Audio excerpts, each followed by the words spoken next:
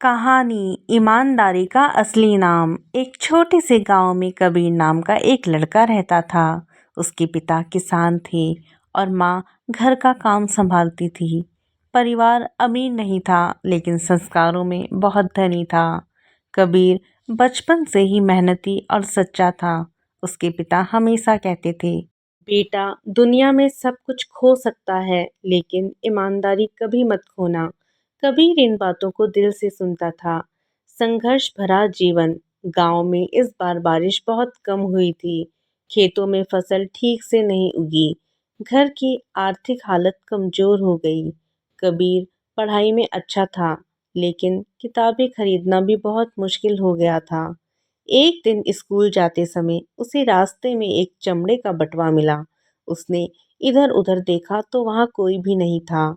कबीर ने बटुआ खोला, उसमें बहुत सारे पैसे थे और कुछ जरूरी कागजात भी।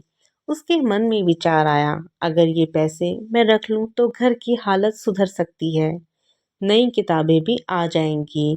लेकिन तुरंत उसे उसकी पिता की बात याद आती है, ईमानदारी कभी मत खोना।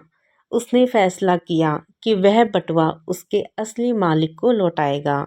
मालिक की खोज शुरू हुई। बटुए में एक पहचान पत्र था। उस पर शहर के एक व्यापारी श्री वर्मा का नाम लिखा था।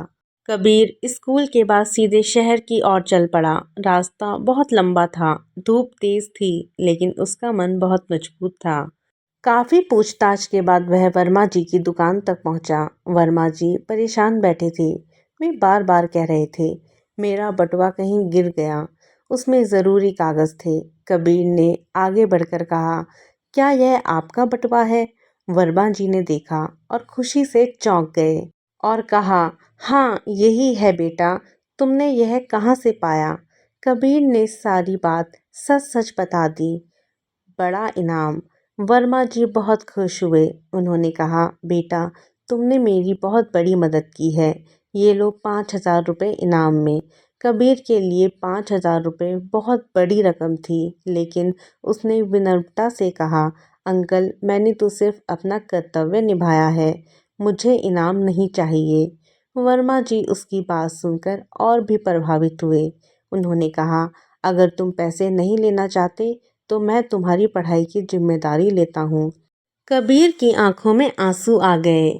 कबीर का नया सफ़र। वर्मा जी ने कबीर का अच्छे स्कूल में दाखिला कराया।